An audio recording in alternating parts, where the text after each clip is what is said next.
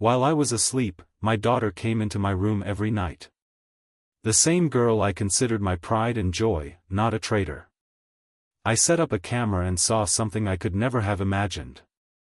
Before we continue, please subscribe to the channel and write in the comments what time it is where you are now.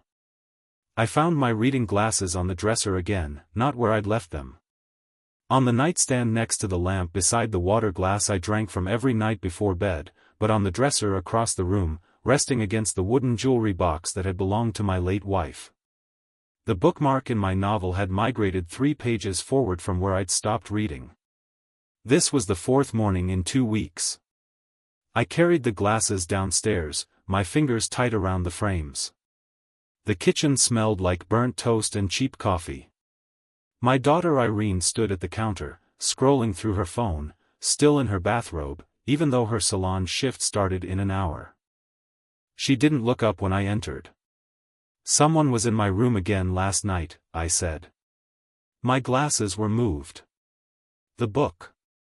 "Dad, we've been through this." Her voice had edges I didn't recognize. "Nobody goes into your room." I set the glasses on the kitchen table between us. "Physical evidence." Then explain how they walked across the room by themselves. She finally looked at me and there was something in her expression I couldn't name. Impatience maybe, or calculation. "Maybe you got up in the night and don't remember. You've been so tired lately." I'd remember moving my own glasses. "That's exactly what worries me, Dad." She softened her tone. "But it felt rehearsed that you don't remember." The back door opened and my son-in-law Arthur walked in, bringing the humid Florida morning with him. He'd been out jogging, his gray t-shirt dark with sweat.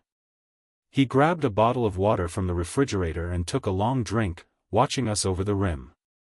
"Everything okay?" he asked, though his tone suggested he already knew the answer.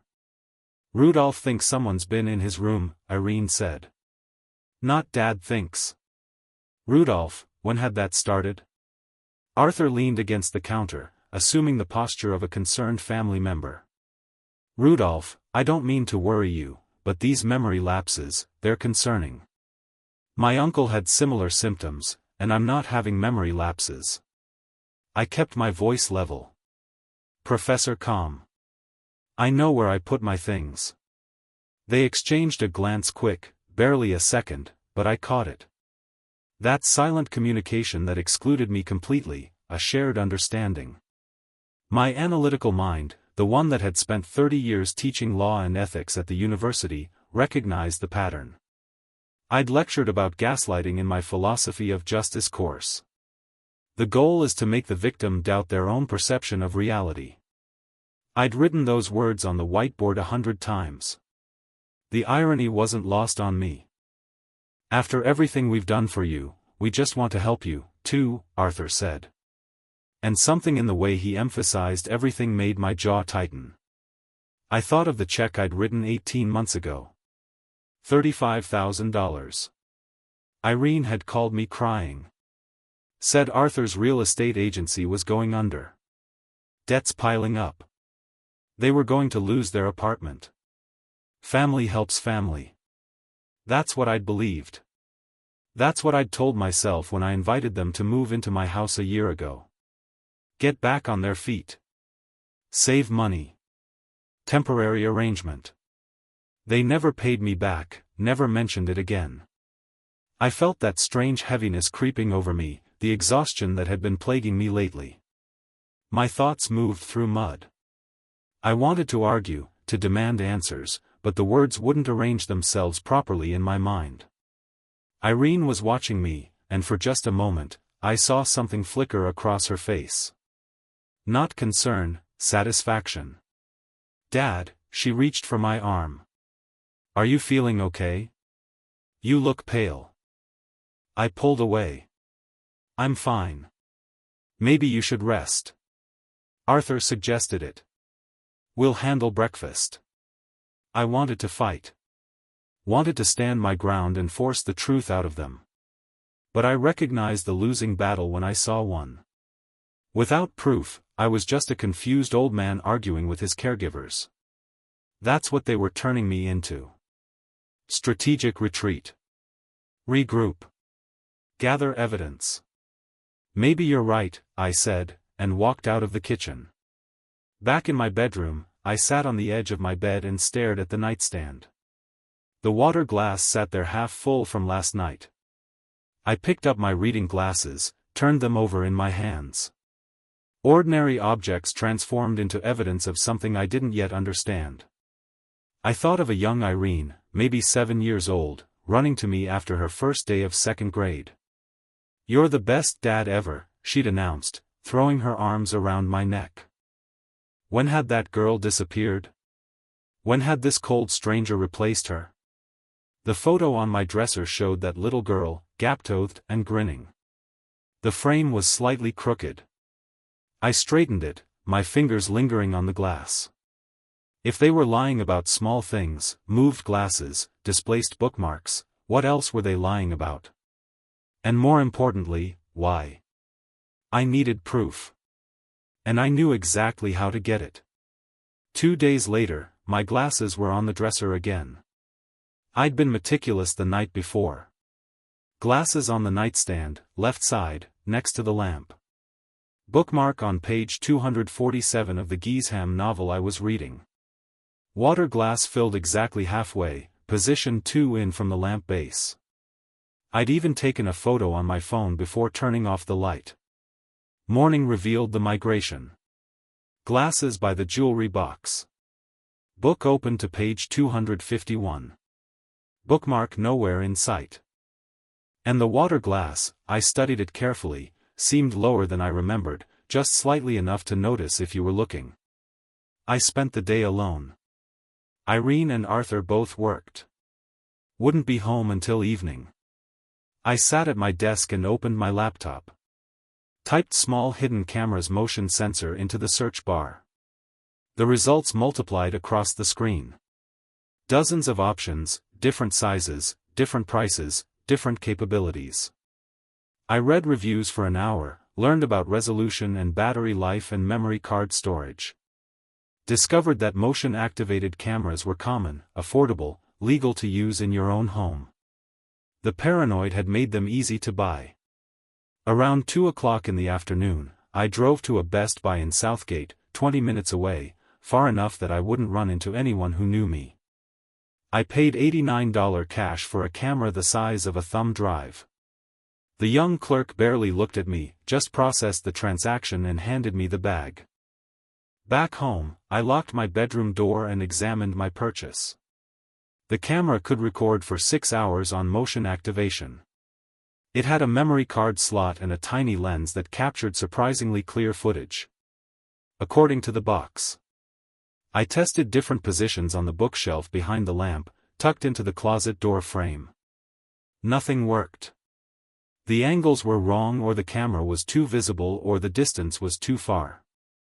Then I looked at the photo frame on my dresser, the one with 8-year-old Irene grinning at me, her bicycle in the background, both of us covered in grass stains from her crash into my teaching her to ride. I'd picked her up, dusted her off. "The best dad ever," she'd said again, even with scraped knees. The frame was thick enough, deep enough. I removed the back, adjusted the contents, and positioned the camera behind the photo, angled toward the nightstand. From the front, you couldn't see it. The lens peeked through a tiny gap between the frame and the wall. Perfect view of the water glass, the lamp, the entire nightstand surface. I reassembled everything and waited. Dinner that evening was tense. Irene had picked up Chinese takeout on her way home. We ate at the kitchen table, chopsticks clicking against paper containers, nobody talking. Arthur scrolled through his phone. Irene studied her nails. I pushed Lane around my plate and thought about evidence, documentation, proof. "Dad, I've been thinking," Irene said finally, "about what we talked about the other day. Have you made that appointment with Dr. Reynolds?" I looked up. "What appointment?" "To get checked out. Your memory. We're worried about you." Arthur set down his phone. "These things don't get better on their own, Rudolph. Catching problems early, that makes a difference. I remembered a case I'd consulted on 15 years ago. Elder financial abuse. The victim had documented everything. Bank statements, conversations, dates, and times.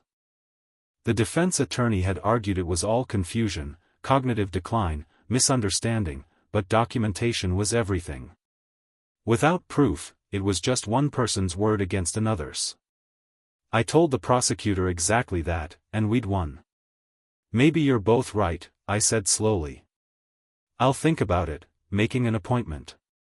Irene's face brightened immediately. Too quickly. Relief flooded her features. That's good, Dad. That's really good. We just want you to be healthy. Of course, Arthur added. We're family. We look out for each other. I nodded and returned to my noodles. Let them think I was capitulating. Let them believe their gaslighting was working. The rest of the evening crawled past. I read in the living room while they watched television. The laugh track grating against my nerves. Around 10, I announced I was going to bed. Arthur barely acknowledged me. Irene called out good night without looking away from the screen. In my room, I checked the camera. The red light blinked once, armed and ready. Motion sensor active. Memory card inserted. I straightened the photo frame one last time, making sure the angle hadn't shifted. Then I looked at the water glass on my nightstand. Same glass I'd used for 20 years. Same routine every night.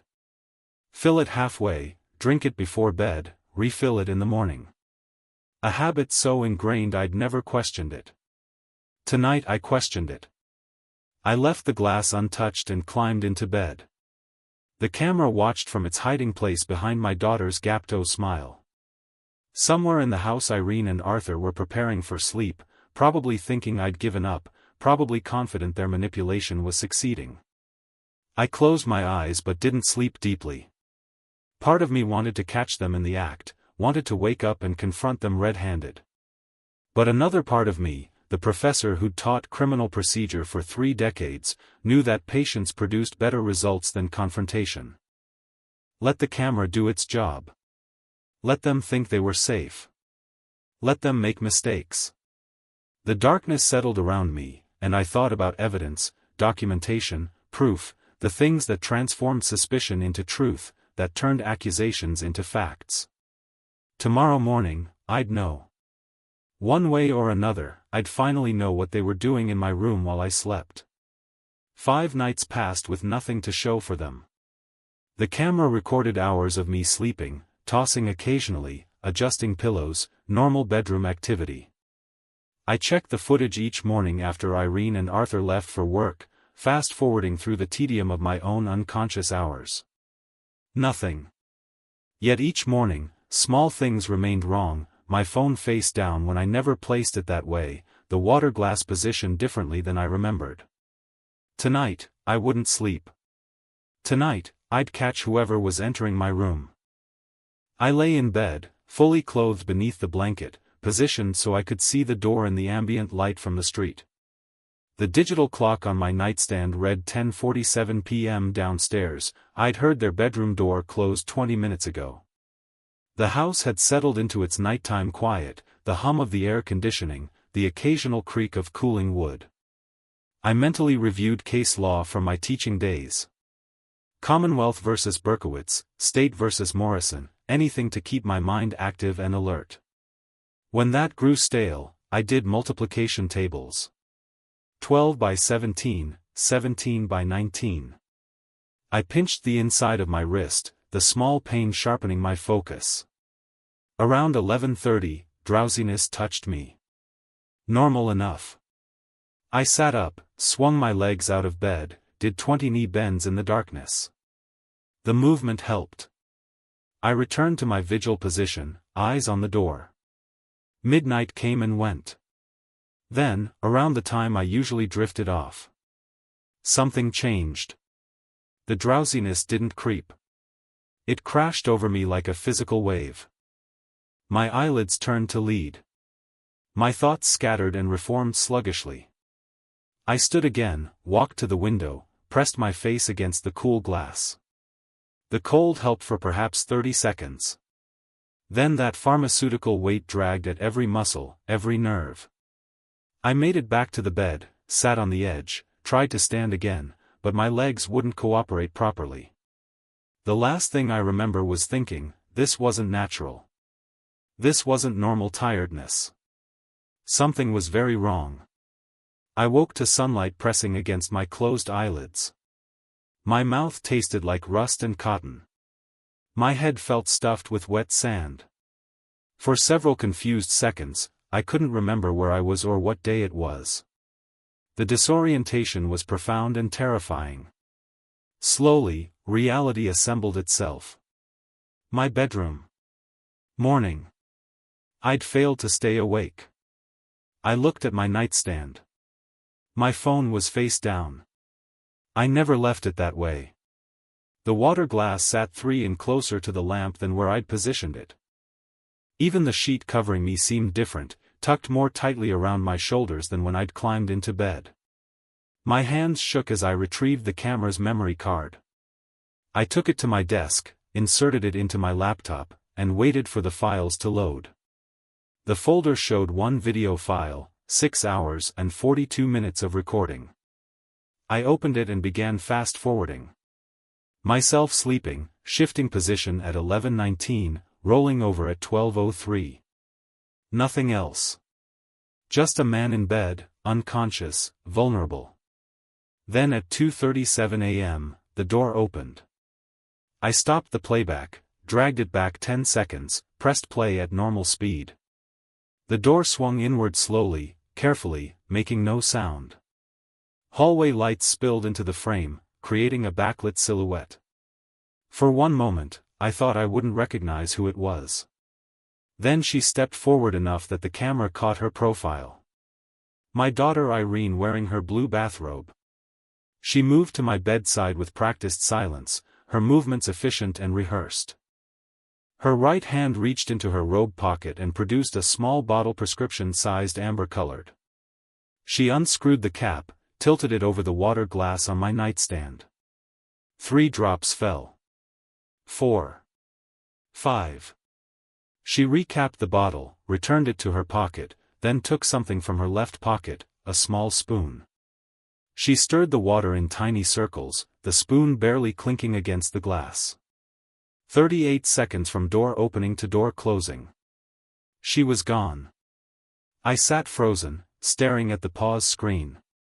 Her face was partially visible in one frame, calm, focused, showing no more emotion than someone preparing coffee. This wasn't improvised. This wasn't a single desperate act. This was routine. I restarted the video, watched it again, then a third time. Taking notes. Time stamp, duration, her movements, the bottle's size and color, the methodical stirring to ensure dissolution. Footsteps sounded on the stairs, voices in the kitchen below, Irene and Arthur starting their morning routines. The smell of coffee drifted up through the heating vents. I had to go down there, had to sit across from them, had to eat breakfast, and act as though I'd seen nothing, knew nothing, suspected nothing. I saved 3 copies of the video to different folders, then removed the memory card and hid it in my desk drawer beneath old tax returns. Stood, tested my legs, still shaky but functional.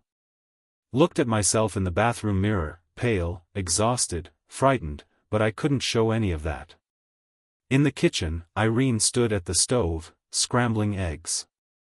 Arthur sat at the table, scrolling through his phone, coffee mug steaming beside him. They both looked up when I entered. "Morning," I said, forcing my voice into groggy normally. "I slept hard last night. Barely remember my head hitting the pillow." "That's good, Dad." Irene smiled at me, warm and genuine. "You needed the rest. You've seemed so tired lately." Arthur nodded. "See all that worry about sleep problems? Sometimes you just need to relax." I poured coffee, my back to them so they wouldn't see my expression. My daughter had just poisoned me. Was still poisoning me. Had been poisoning me for how long? Weeks? Months? And now she stood there flipping eggs, asking if I wanted toast, acting like someone's caring daughter instead of what? What was she? Dad, you look a little pale, Irene said. Are you feeling all right? Just waking up slowly. I turned, managed something resembling a smile. The coffee will help. Maybe you should take it easy today. Stay home, rest. Might meet Tom for coffee later, I said, inventing a cover story as I spoke. Haven't seen him in months. That's nice, Irene said. You should get out more. Arthur barely looked up. What time are you meeting him? Late morning. Nothing definite. The conversation continued. Mundane, normal, poisonous. I ate scrambled eggs that tasted like cardboard. Drank coffee that did nothing for the fog in my head. Watched them exchange glances when they thought I wasn't looking. Small satisfied smile that made my stomach twist. After they left for work, Irene to her salon, Arthur to the car dealership, I returned to my bedroom and looked at the water glass from this morning. I hadn't drunk from it yet. The water sat there clear and innocent looking, containing whatever substance my daughter had added in the dark hours of early morning. I needed to know exactly what she was giving me, and then I needed to figure out why. The lab would give me answers. What I did with those answers, that decision could wait another 48 hours. I found a small plastic bottle in the recycling bin, washed it 3 times with hot water and dish soap, dried it carefully with a clean towel. In the bathroom with the door locked, I poured the water from my nightstand glass into the bottle, sealed it tight, wrapped it in a plastic grocery bag, and tucked it into my jacket pocket. When I came downstairs, Irene was making lunch. You're dressed nice, she said. Still meeting, Tom. In about an hour. I'd showered, put on slacks, and a button-down shirt. The kind of effort that suggested a genuine social engagement. Probably be gone most of the afternoon. That's wonderful, Dad. Don't rush back. Enjoy yourself. Arthur barely glanced up from the television. The casual dismissal stung less than it should have. His indifference was useful now. I drove east toward Tampa, taking I-275 across the bay. The water sample sat in my jacket pocket like evidence in a trial, which I supposed it was just premature. The prosecutor building his case before the defense even knew they'd been caught.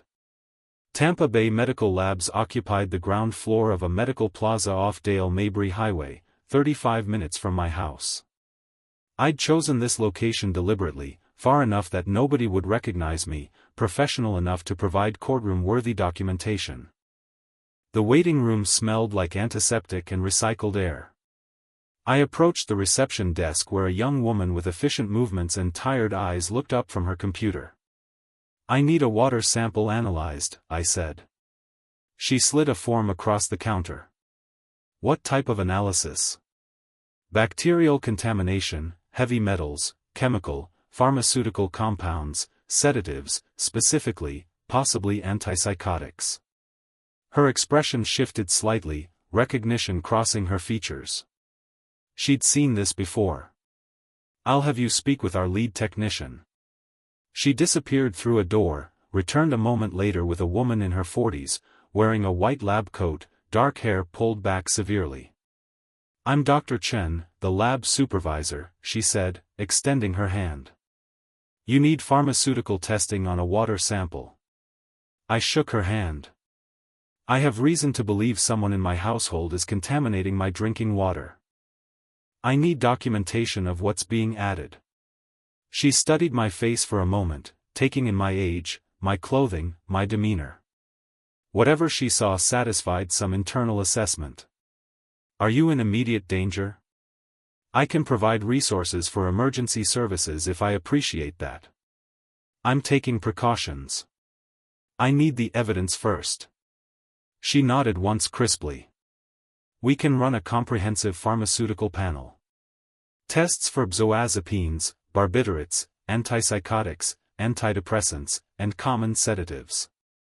Standard testing takes 5 to 7 days. Urgent processing is 48 hours. Urgent processing, how much?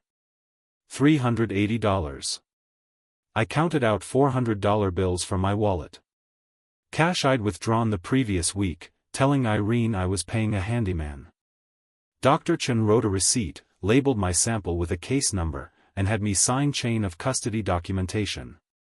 "We'll call you when results are ready," she said. "Do you want them mailed, or will you pick them up?" "I'll pick them up." Driving home, I felt the strange duality of purposeful action masking profound fear. I was being poisoned by my daughter. Each night I went to sleep, I was made unconscious by substances she administered. And until I understood the full scope of her plan, I had to continue drinking that water, continue that nighttime ritual, continue being her victim, while I gathered enough evidence to become her prosecutor. The next 2 days were performance art.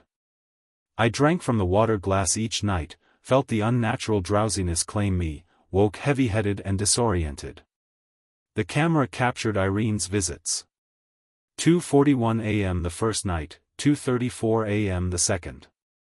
Same routine, same efficiency, same casual poisoning of her father. During the days I maintained my role, slightly confused, increasingly drowsy. Arthur commented on it at dinner.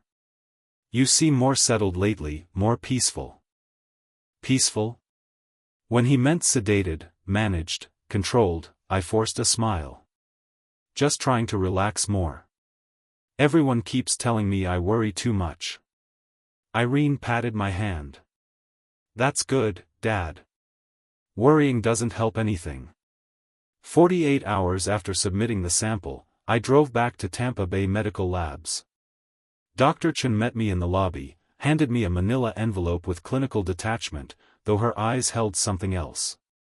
Concern perhaps, or recognition of what this envelope represented. "Thank you," I said. "Be careful," she replied, which wasn't standard laboratory protocol. In my car, parked in the medical plaza lot, I opened the envelope. The report was 3 pages of technical analysis, charts, and medical terminology, but the summary was clear enough.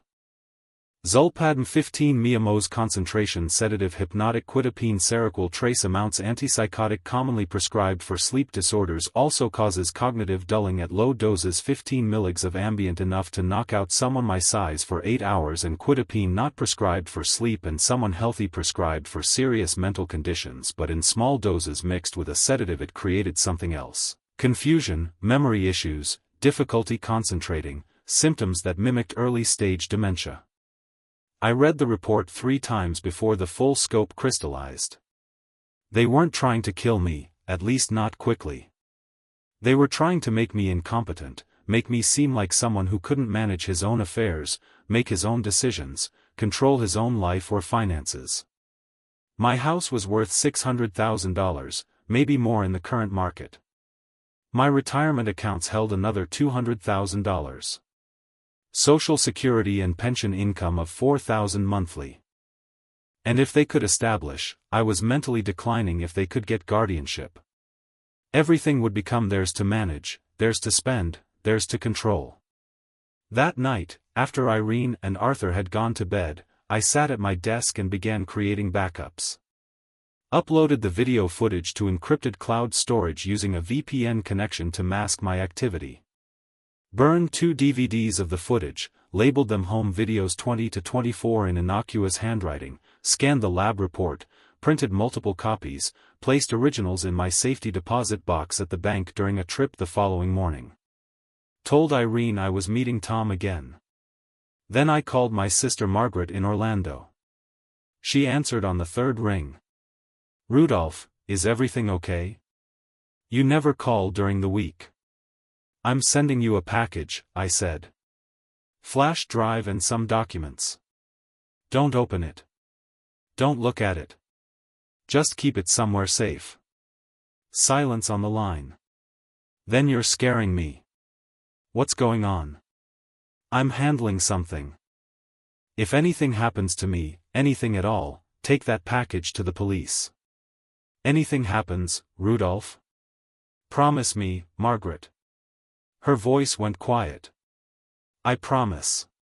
But you need to tell me what's happening. Does this have something to do with Irene and Arthur? If I'm wrong, I'll explain later and we'll laugh about my paranoia. If I'm right, you'll understand when you open it. I shipped the package overnight from a FedEx store. Got tracking confirmation, watched the status updates until it showed, delivered to her apartment, evidence secured, chain of custody established, backups created, timeline documented. But I didn't have everything yet. I knew what and how. I still needed why spelled out in their own words, their own planning, their own incrimination. I needed them comfortable enough to discuss their full scheme where I could record it. Late that night, evidence secured in multiple locations. Sister notified, protection established, I sat at my desk and thought about justice. Not revenge. Justice, the kind that required airtight cases and incontrovertible proof and witnesses who couldn't be dismissed or discredited. They thought I was fading away. Thought their plan was working perfectly.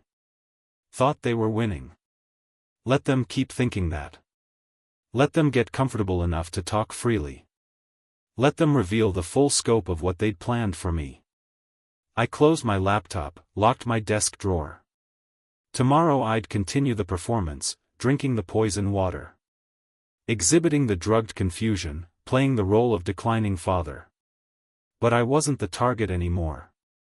I was the hunter. 10 days of performance passed. I called Irene by the wrong name twice. Asked what day it was 6 times in one afternoon. Stood in the kitchen, appearing confused about where we kept the coffee mugs I'd stored in the same cabinet for 20 years. Each mistake earned satisfied glances between them. Small smiles they tried to hide. They thought they were winning. That Tuesday evening, after dinner, I announced I was exhausted and heading to bed early. 8:30 was absurdly early, but I made a show of being unsteady, gripping the back of my chair for support. Are you feeling all right, Dad? Irene's concern sounded almost genuine. Just tired. So tired lately. I shuffled toward the stairs. In my bedroom, I waited 20 minutes until I heard them moving to the kitchen. Then I opened my door silently, positioned myself in the darkened hallway where their voices carried clearly. I took out my phone, opened the voice recorder, pressed record, and listened. Much longer, Irene was saying, he's declining fast. Another month, maybe 2, and we can file the paperwork. Arthur's voice held confidence I'd never heard before. The way he's going, any doctor will confirm he's incompetent. Silence. Then Irene, quieter. But he's my father. This feels your father is sitting on over $500,000 in assets while we're drowning in debt. Arthur's frustration broke through. The house alone is worth $520,000. His retirement accounts, his savings, it's all just sitting there. You promised this was safe, that nobody would know. Nobody will know.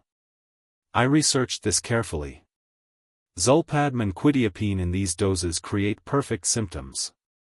Confusion, memory loss, disorientation. Doctors will think it's early-stage dementia. These drugs don't show up on standard blood work. By the time anyone thinks to look deeper, we'll already have guardianship. My fingers tightened around the phone. He'd researched it, planned every detail. What if he's written us out of the will? Irene asked. Doesn't matter. With guardianship, we control everything while he's alive. And he's named you as heir. Anyway, I checked the documents in his office last month. You went through his papers. How else do we plan this properly? He has no other children. Margaret is just a sister. She gets nothing. This is our future, Irene. Our only way out of this debt. A long pause. When Irene spoke again, her voice was smaller. Sometimes I think about before when Dad used to help me with homework or when he walked me down the aisle. This would destroy him if he knew. He won't know. That's the point. Arthur's coldness was absolute. And what's he going to do with all that money anyway? Die and leave it to some charity. We need it now. We earned it dealing with him all these months. Another pause. Then I suppose you're right. We don't have another option. We schedule him for that doctor's appointment in 2 weeks, get the medical documentation, then we file. Another month after that, and everything is ours. I stopped the recording. 8 minutes and 43 seconds. Every word documented, every admission captured. Back in my room, I sat in darkness and let the full scope settle over me. Not just theft, complete destruction. They wanted to take my home, my money, my independence, my dignity, everything that remained of the life I'd built with my wife, everything I'd planned to leave as a legacy. The $35,000 I'd given them hadn't helped. It had shown them I had resources worth taking. Sleep didn't come that night. Not because of the drugs I hadn't drunk the water. Because I sat transcribing key quotes from the recording, timestamping the most damaging statements, adding them to my evidence file, building a prosecution. Morning came. I went downstairs and performed my role. Asked Irene when she was coming to visit. She lived there. She exchanged that glance with Arthur. Satisfaction mixed with something that might have been guilt quickly suppressed.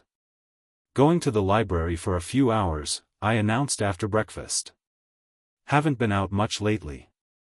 That's nice, Dad. Don't overdo it.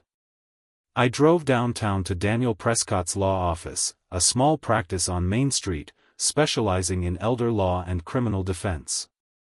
Prescott was in his mid-50s, gray at the temples, with the bearing of someone who'd seen enough courtrooms to respect them. I'd called ahead. He was expecting me. Mr. Collins, he said, shaking my hand. You mentioned elder abuse on the phone. Tell me what's happening. I presented everything. Video files on a USB drive. 5 instances of my daughter entering my room at night adding substances to my water. Laboratory report documenting zolpidem and quetiapine in that water. Medical report showing those same drugs in my system. Audio recording from last night's kitchen conversation. Timeline of symptoms, incidents, dates. Detective notes I'd been keeping. Prescott watched the videos in silence, read the reports carefully, listened to the audio with his eyes closed, concentrating. When he looked up, his expression was grim. Mr. Collins, what they're doing is attempted serious bodily injury at minimum, possibly attempted murder under Florida law. The premeditation is clear. You have an exceptionally strong criminal case. I don't want them to just stop. The words came out harder than I intended. I want them to face full consequences. Prison, criminal record, public exposure. They need to pay for this. Then we do this methodically. Prescott leaned forward. We gather more evidence. Let them commit further acts. When they file for guardianship, and they will, we counter with everything. The court will be forced to involve law enforcement. They'll be arrested in the courthouse. How long will this take? 4 to 6 weeks. If we're strategic. But the case will be airtight. They won't be able to defend themselves. What do I need to do? Continue the performance. Let them think they're succeeding. We'll change your will immediately. Cut them out completely. Get additional medical documentation. Install a second camera for redundancy. Build such an overwhelming case that no prosecutor can decline it. No defense can challenge it. I paid his retainer $350 in cash. Shook his hand. Left with a plan. In my car, parked in the structure behind his building, I sat holding his business card and a receipt. 4 to 6 weeks of continuing to be poisoned. 4 to 6 weeks of acting confused while staying sharp. 4 to 6 weeks of watching my daughter destroy me while I documented her destruction. They wanted to take everything from me. They'd learn what it meant to truly lose everything. But first, I needed them to commit fully. Let them think they were winning right up until the moment they discovered they'd lost. I started the car. The drive home felt different. I wasn't the victim in my own house anymore. I was the prosecutor waiting for the defendants to seal their fate. The next afternoon, I sat in the office of Linda Harrison, a notary public whose name Prescott had provided. She reviewed the new will I drafted with Prescott's guidance. "Mr. Collins, I need to verify you're of sound mind in making these changes voluntarily." Completely sound mind. Completely voluntary. I kept my voice steady. "My daughter and her husband are living in my home. I have specific reasons for this change. And you want to leave your daughter exactly $1. Exactly $1 with the notation for reasons she understands personally." That language is crucial. She studied my face, then nodded. The dollar prevents her from claiming she was forgotten. I've seen cases like this before. I signed. 2 witnesses from her office signed. She applied her seal. My sister Margaret became the primary beneficiary of everything. The house, retirement accounts, all assets. Irene would receive $1 and the knowledge that I knew. 3 copies, 1 with Prescott, 1 in my safety deposit box at First National, 1 mailed to Margaret with instructions to open only if something happened to me. The first strike was complete. They just didn't know it yet. 3 days later, I drove to Tampa General Hospital for an appointment with Dr. Sarah Chen, a toxicologist Prescott recommended. She was in her mid-40s, efficient movements, compassionate eyes that had seen suffering before. I showed her the laboratory report on the water, explained the situation without embellishment. She took blood samples, clipped hair from the back of my head. Hair retained drug traces for months. "Results in 5 to 7 days, she said. "But Mr. Collins, are you safe at home?" "I'm taking precautions. I need the documentation more than intervention right now." Her expression shifted to understanding. "I'll document everything, but please be careful. What they're doing isn't just theft. It's assault." 5 days later, her report arrived. Both Zolpidem and quidapine present in my system in concentrations consistent with regular dosing over weeks. Her official statement, drug presence and concentration patterns consistent with external administration, not prescribed usage. Forensic proof. That same week, I hired James Mitchell, a private investigator Prescott had worked with before. Mitchell was in his mid-50s, graying hair, seen-it-all expression. His office was a converted house in a commercial district, files stacked on every surface. "Elder financial abuse," he said when I explained. "I've worked a dozen cases. Your evidence is already strong. What do you need from me?" "Their financial situation, their communications, their planning, everything that shows motive and premeditation.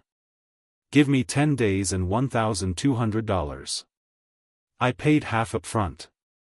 10 days later, he delivered a 40-page report. Official debts, $87,000. Arthur's hidden gambling online poker accounts showing $23,000 in losses over the past year. Irene confiding to co-workers at Bella's salon about inheriting property soon and finally getting financial security. Arthur's browser history from public Wi-Fi, showing searches for Florida guardianship laws and how to prove incompetency. "They've been planning this for months," Mitchell said. "Maybe longer. Your son-in-law has a serious problem. The gambling losses alone. The $35,000 I gave them probably went straight to his poker accounts." "Probably." Mitchell closed the folder. "You're building a prosecution-level case. This isn't just evidence. This is a narrative." That night, after Irene completed her routine, entering my room at 2:40 a.m., adding drops to my water. Stirring carefully, I installed a second camera. This one went inside a decorative bookend on my shelf, different angle, overlooking the bed from another direction. Redundancy. If they discovered one camera, the other survived. Over the next week, I captured 3 more instances. Total now 5 separate video recordings spanning different dates. Pattern premeditation, incontrovertible proof. Every night I drank the drugged water. Every morning I woke heavy-headed and genuinely tired. Dr. Chen's warnings echoed. Liver damage, cognitive effects, dependency risks. The performance was taking a real toll. But I continued. At dinner one evening, I made my confusion more pronounced. "Irene, when is your mother coming home?" I thought she was just at the store. She glanced at Arthur before responding, voice gentle. "Dad, Mom passed away years ago. Remember?" I let genuine confusion cross my face. "Oh, yes. I forgot for a moment. Sorry." Arthur barely concealed his satisfaction. "It's okay, Rudolph. These things happen. Maybe you should rest after dinner." I nodded slowly. "Yes, I am tired. Very tired." They think I'm gone, I thought, leaving the table. They think they've already won. In 3 weeks, they'd learn what it means to lose everything. Throughout this period, I met regularly with Prescott. Each time I brought new evidence, another video file, the detective's report, medical documentation, photographs of Arthur's laptop screen showing his research. We now have video evidence of 5 separate poisoning instances, Prescott summarized during our 4th meeting. Laboratory analysis of the water. Medical tests proving those drugs are in your system from external sources. Private investigator report documenting motive and desperation. Audio recording of them discussing the plan. This is overwhelming. When do we strike? When they file for guardianship, let them commit fully. They'll hire an attorney, submit documentation, file court papers. The moment those papers are filed, we counter with everything. The court will have no choice but to involve law enforcement. How much longer? Based on their timeline, 2 to 3 weeks. Can you maintain the performance? I've maintained it this long. I can last another month if needed. Good, because when we move decisively. They won't see it coming until it's already over. By early May, everything was ready. Multiple copies of all evidence backed up in cloud storage, secured in my safety deposit box, sent to Margaret. Medical proof, financial motive, video documentation, audio admission, detective findings, an overwhelming prosecution-ready case. Late one night, sitting at my desk after another drugged sleep, I reviewed the master timeline I'd created, every incident documented, every piece of evidence catalogued, every witness identified. For 30 years, I taught ethics. Taught that justice requires evidence, patience, perfect execution. Now I demonstrated. They were about to learn that the man they thought they destroyed was about to destroy them instead. Over the next week, I escalated my performance to levels that should have alarmed any genuine caregiver. On Tuesday, I walked 6 blocks to a coffee shop I'd never visited. Sat there for an hour, then called Irene. "I'm not sure where I am. I went for a walk and I don't recognize this area." She arrived within 20 minutes, brought me home with her arm around my shoulders. Mrs. Patterson, our neighbor, watched from her driveway. Irene made sure she saw us. "Dad's been having more episodes like this." She told her loud enough for me to hear. Inside, Arthur waited. How lost was he? 6 blocks away. Completely disoriented. Irene glanced at me with what might have been concern or calculation. "We need to move faster." "He's ready." Thursday morning, I asked Irene 3 times what year it was. Called her Susan twice, my wife's name. Left the stove on after making coffee, stood in the kitchen, appearing confused, until Arthur turned it off with exaggerated patience. Friday afternoon, Irene scheduled an emergency appointment with Dr. Reynolds, my family physician for the past decade. In his office, I gave my best performance yet. "Mr. Collins, can you tell me what brought you in today?" Dr. Reynolds asked, his weathered face creased with professional concern. I looked around the examination room as though seeing it for the first time. My daughter brought me. I'm not sure why." Irene stepped forward. "Doctor, I'm really worried. Over the past few weeks, Dad's decline has accelerated. He gets lost in the neighborhood, forgets my name, asks the same questions repeatedly. Yesterday he asked when my mother was coming home. She passed away 8 years ago.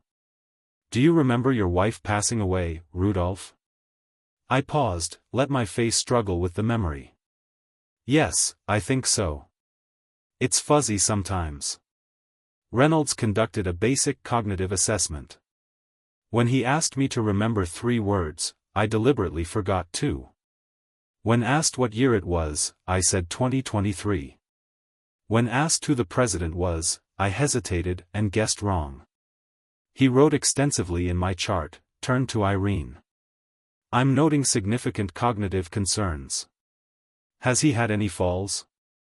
"Not yet, but I'm terrified he will. He shouldn't be living alone, but he insists he's fine. I don't know what to do." Reynolds prescribed neurological testing I would never attend.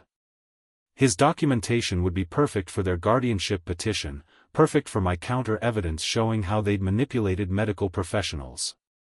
That afternoon, Arthur met with Gary Hendris, an attorney whose office was above a dry cleaner on Tamiami Trail. I learned this later from Prescott's investigator. Hendricks charged $2,500 for basic guardianship cases, money Arthur borrowed from a payday loan at 25% interest. "Your father-in-law is showing signs of dementia," Hicks would have said. "And you want guardianship to manage his affairs?" Arthur would have nodded eagerly. "He's not safe anymore. We've been living with him, keeping watch, but he needs legal structure, medical and financial decisions." "Any opposition expected?" "Just his sister in Orlando, but she barely visits. We're the primary caregivers. It's well documented. I'll draft the petition.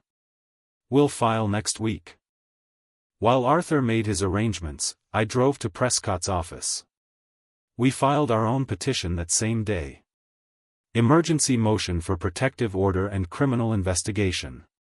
It included summaries of all evidence, videos, lab reports, medical documentation, audio recording. We requested that when their guardianship petition was filed, both cases be heard together and law enforcement be notified. The filing was sealed. They'd have no warning. When they file their petition, the system will flag the related case, Prescott explained. The judge will review both before the hearing. They'll walk in thinking it's routine. They'll walk out facing criminal investigation. How long? Their attorney promised them a week. Hearing gets scheduled 7 to 10 days after filing. You're looking at 2 weeks total. 2 weeks. 14 more nights of drugged water. 14 more days of performance. I could manage that. At dinner that evening, I played my role. Arthur mentioned casually. "Irene and I have been talking. Maybe it's time we looked into some help for you, Rudolph. Someone to manage things." I nodded vaguely. "That might be good. I don't feel like myself lately." Inside, I was counting down. They thought they were managing me. They had no idea I was managing them. Every move, every filing, every piece of evidence leading to a trap they couldn't see. The following Wednesday, Prescott called. They filed this morning. Guardianship petition with medical documentation, witness statements, the works. Both cases have been assigned to Judge Rachel Morrison. Hearing scheduled for May 28, 10 a.m. 8 days. I circled the date on my calendar in red ink. For 2 months, I'd been poisoned nightly, gaslit daily, systematically destroyed by my own daughter. In 8 days, that would end. In 8 days, justice would arrive. They filed their petition requesting control over my life. They were about to learn what it felt like to lose control over their own. I arrived at Sarasota County Courthouse at 9:30 on the morning of May 28, wearing my best suit, charcoal gray, pressed sharp, the first time in months I'd looked fully professional. No shuffle in my step, no confusion in my eyes. Prescott walked beside me carrying a briefcase containing a laptop, printed evidence, and USB drives with backup copies of everything. In the lobby, I saw them. Irene wore a navy dress that made her look responsible and concerned. Arthur had managed a sport coat over khakis. Their attorney, Hendricks, stood with them, overweight, perpetually rushed, already sweating in the air-conditioned building. Mrs. Patterson, our neighbor, hovered nearby as their witness. When Irene saw me, her face registered confusion. "Dad, you have a lawyer?" I met her eyes steadily. "I do. You'll understand why shortly." Arthur stepped forward, suspicious now. "What's that supposed to mean?" "It means I've known what you were doing since late March. I've documented everything. The hearing will explain the rest." Before Irene could respond, Prescott gestured toward the elevator. "Save your questions for the courtroom, Miss Collins. You'll have plenty to answer for shortly." At 9:50, Hicks was called to meet with the judge's clerk. He returned 5 minutes later, looking puzzled. "There's another petition filed in this case. Something sealed. The judge wants to hear both matters together." Arthur's confident expression flickered. "Another petition?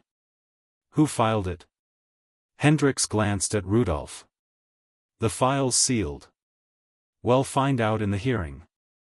Across the hallway, I watched them process this information. Watched doubt creep into their certainty. At 10 a.m., we entered courtroom 4B. Judge Rachel Morrison sat behind the bench. Late 50s, steel gray hair, the bearing of someone who'd heard every excuse and believed none of them.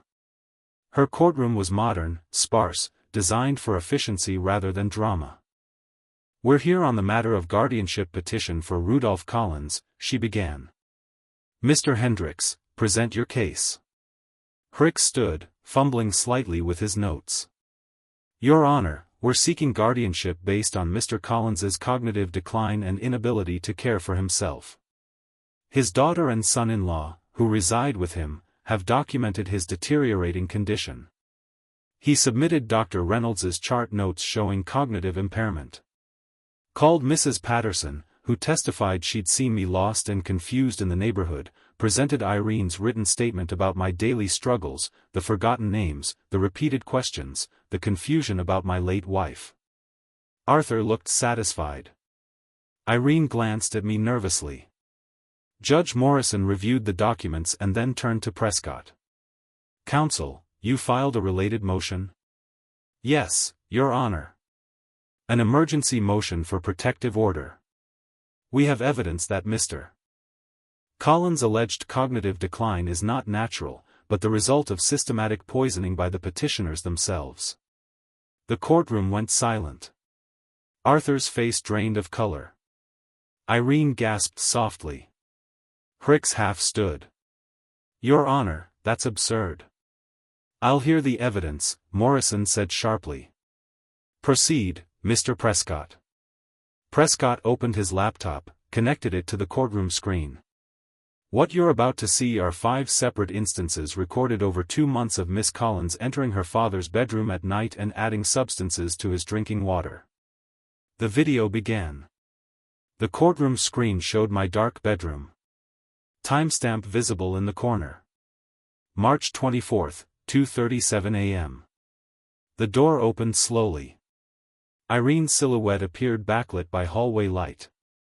She moved to my bedside, removed a small bottle from her robe pocket, added drops to my water glass, stirred with a small spoon, left 38 seconds, crystal clear, undeniable. Prescott played 3 more instances, different dates, identical pattern. Each time Irene's face was partially visible, each time the action was methodical, practiced, deliberate. Behind me, I heard Mrs. Patterson inhale sharply. The laboratory analysis of that water, Prescott continued, revealed zolpidem, commonly known as Ambient, and quietin, an antipsychotic. These drugs cause the exact symptoms Miss Collins has been reporting to doctors. He presented the lab report, then Dr. Chen's medical documentation showing those same drugs in my system from external administration. Then the detectives' report on their financial desperation. 87,000 in debt. Arthur's gambling losses. Finally, the audio recording. Arthur's voice filled the courtroom. Another month or 2 and we can file for guardianship. He's declining perfectly. Irene's voice quieter. But he's my father. Your father is sitting on over $500,000 in assets. These drugs create symptoms doctors will think are dementia. We'll have control. We'll clear our debts. And he'll never know what happened. Judge Morrison's jaw tightened as the recording played. When it ended, she addressed them directly. Miss Collins, Mr. Martinez, is that you in the video and on the recording? Irene's voice was barely audible. Yes, but it wasn't supposed to hurt him. It was just to help him sleep. Shut up. Arthur hissed at her. Morrison's expression hardened. Based on this evidence, I am denying the guardianship petition. Mr. Collins is clearly of sound mind and has been the victim of a calculated scheme. She looked at the bailiff. Contact the sheriff's office. I'm referring this matter immediately for criminal investigation. Arthur stood agitated. This is insane. We were helping. Sit down, Mr. Martinez. Morrison's voice could have cut steel. I'm issuing an emergency protective order. You are to have no contact with Mr. Collins. You are not to return to his residence. Sheriff's deputies will escort you to collect your belongings under supervision within 48 hours. Irene was crying now, silently, her body shaking. Court is adjourned, Morrison said. Mr. Collins, the protective order is effective immediately. Mr. Prescott will provide you with certified copies. In the hallway afterward, Arthur turned on Irene immediately. I told you to be more careful. I told you planned this. She shot back through tears. This was your idea. 2 sheriff's deputies arrived, spoke with Prescott, then approached Arthur and Irene. We need to ask you some questions about the evidence presented in court. You're not under arrest at this time, but you may want to contact an attorney. Hendrik stepped between them. They're not answering questions without counsel. I don't handle criminal cases. You need to find a criminal defense attorney immediately. Prescott touched my arm. Let's go. On the courthouse steps. Spring sunlight felt different than it had 2 hours earlier. Prescott asked, "How do you feel?" I looked back at the building. Inside, my daughter and her husband were being questioned by deputies about poisoning me for months, like justice just started. The state attorney will file charges within a week. They'll offer a plea deal or go to trial. Either way, they're facing years in prison. I nodded. She made her choice. Arthur made his. Now they'd live with the consequences. The hard part was over. Now came the restoration. 2 weeks after the courthouse hearing, the state attorney's office filed formal charges. Attempted aggravated battery, second-degree felony under Florida law, maximum penalty, 15 years in prison. Irene and Arthur were arrested at their temporary apartment on a Wednesday morning. Booked, fingerprinted, photographed. The mug shots became public record within hours. Released on $25,000 bond each, they borrowed $5,000 from Arthur's brother at 15% interest to pay the bondsman. By Thursday, the Sarasota Herald-Tribune ran the story. Local couple charged with poisoning elderly father for inheritance. Front page with their photos. The article detailed everything. The video evidence, the drugs, the guardianship scheme, my testimony. The story went viral, shared thousands of times. Comment sections filled with outrage. Arthur's car dealership fired him Friday. Customer complaints, the manager said, "We can't have this association." Irene's salon called her that same afternoon. "Don't come in Monday or ever." I learned all this from Prescott, who tracked their unraveling with professional detachment. I didn't seek the information, but I needed to know they couldn't threaten me again. By late June, their financial collapse accelerated. Credit card companies sued. Arthur's gambling debts, apparently larger than the detective's report showed, came due from online poker sites and some less savory lenders who called at all hours. Prescott filed my civil lawsuit, $200,000 for intentional infliction of emotional distress and elder abuse.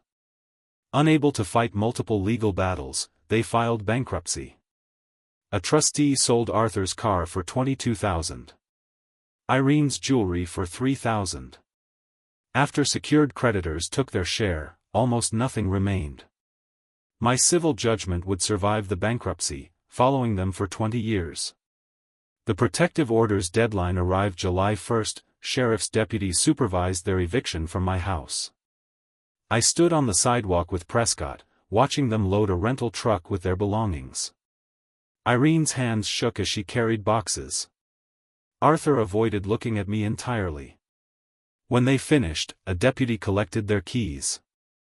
I entered my home, truly mine again, and immediately had the locks changed, security system installed. Then I spent days cleaning, removing every trace of their presence, repainting, replacing furniture, reclaiming. They moved to a 2-bedroom apartment in a rough neighborhood, $950 a month. All they could afford. With Arthur's brother's dwindling loan, Irene found work as a cashier at a discount grocery store. Minimum wage, no background check.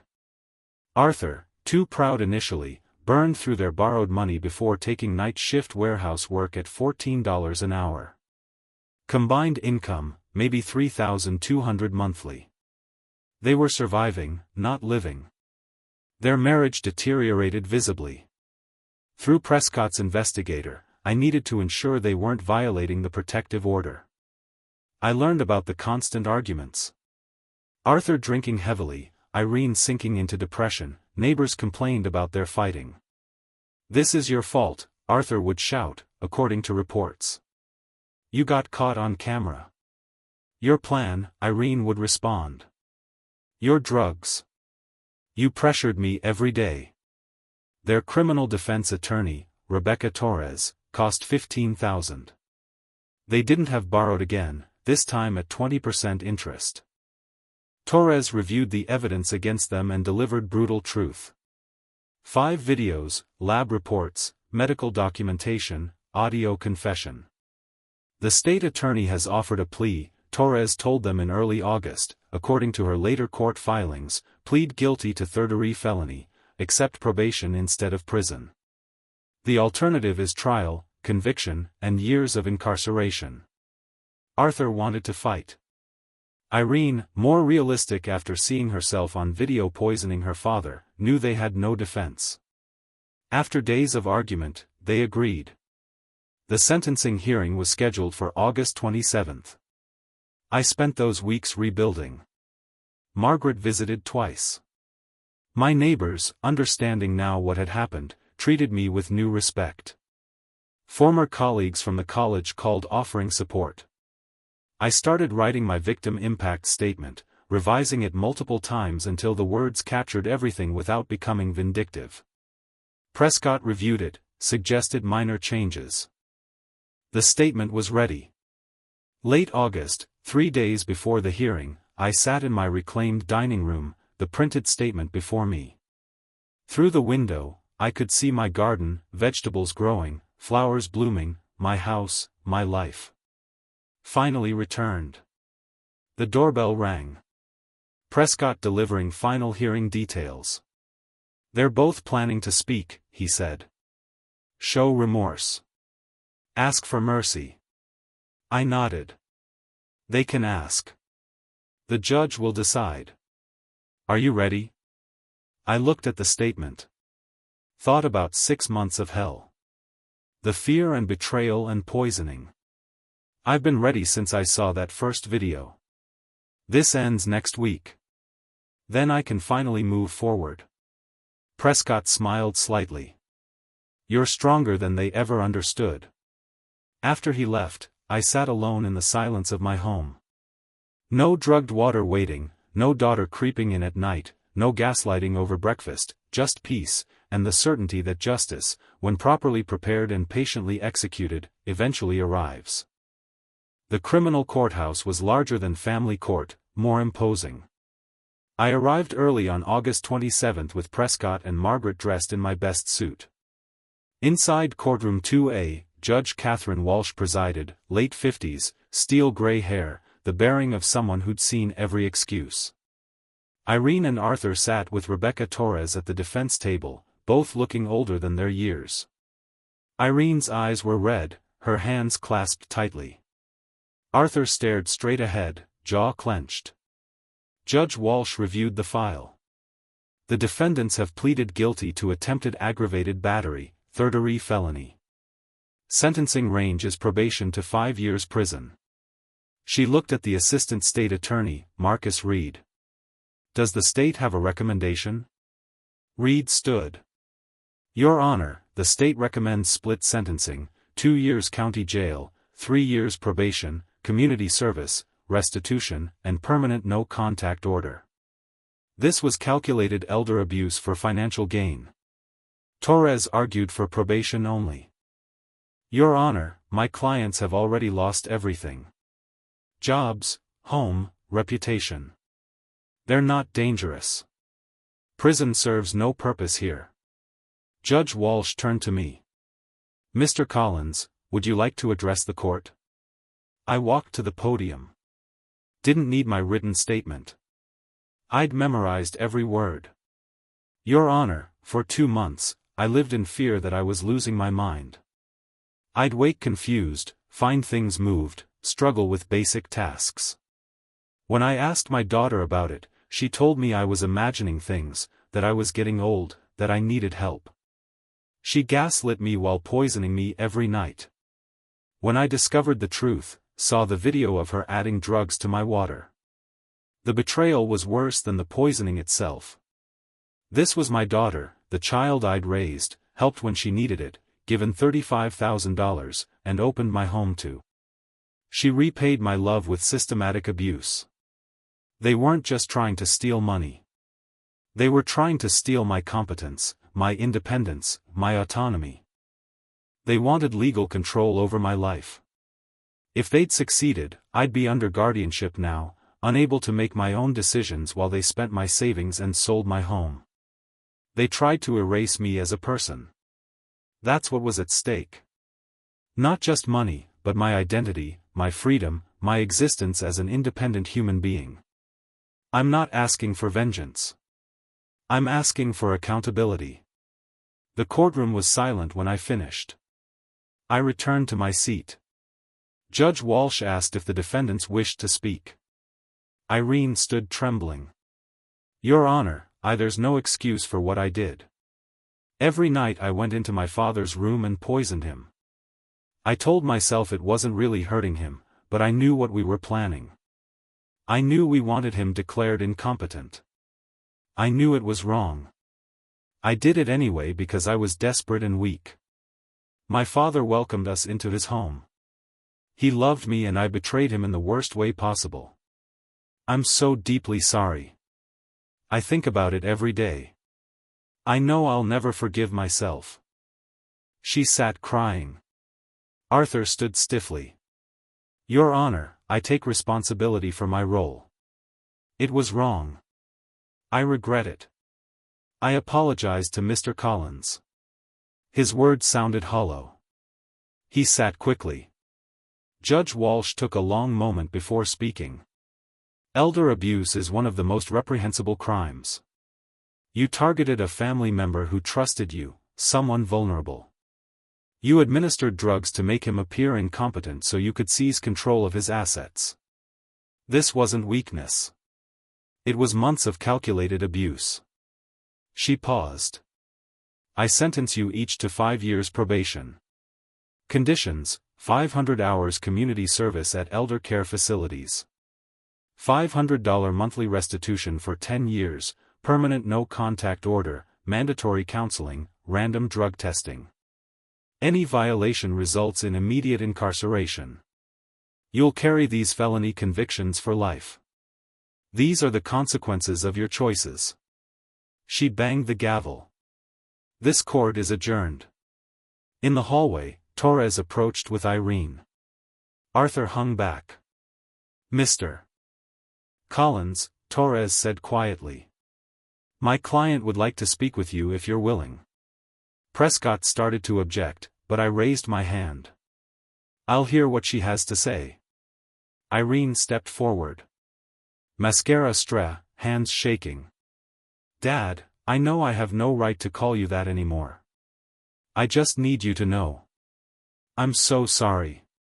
I was weak and desperate, and I let Arthur convince me this was okay, but it wasn't. It was evil. I poisoned my own father. I tried to steal your life. I understand if you never forgive me. I don't forgive myself. She was genuinely crying, not performing. I looked at her, my daughter, and someone who'd committed terrible crimes against me. My response came measured. Not cruel, but not comforting. Irene, apologies or words? I needed to hear them, but they don't undo what you did. You poisoned me for 2 months. You tried to take everything. The consequences you're facing are appropriate. Whether I forgive you someday, I don't know.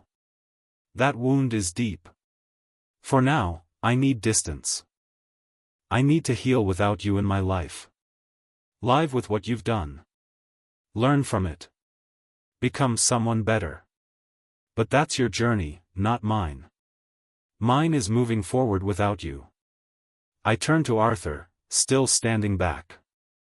And you? You don't even have the courage to apologize properly. I hope the next 10 years of payments remind you what greed costs. I walked away with Prescott and Margaret, didn't look back. Behind me, Irene was crying. Arthur stared at the floor. Outside, September sunshine felt different than it had 6 months ago. Margaret squeezed my hand. You did it. We did it. I corrected. I couldn't have done it alone. 3 weeks later, mid-September, I sat on my back patio with Margaret, glasses of wine catching the sunset. The garden was lush. The house glowed with warm light. In the distance, neighbors' laughter carried on the evening air. What's next? Margaret asked. I thought about my new routine. The seminars I now taught twice weekly at the community center. Protecting yourself from financial abuse. 20 seniors attended each session, taking notes, asking questions, thanking me afterward. My trauma transformed into purpose. Living, I said. Just living. That's enough. We clinked glasses. Rudolph Collins, 64 years old, survivor, teacher, brother, friend, was home, and home finally was safe. If you like this story, please like this video, subscribe to the channel, and share your impressions of this story in the comments. To listen to the next story, click on the box on the left. Thank you for watching.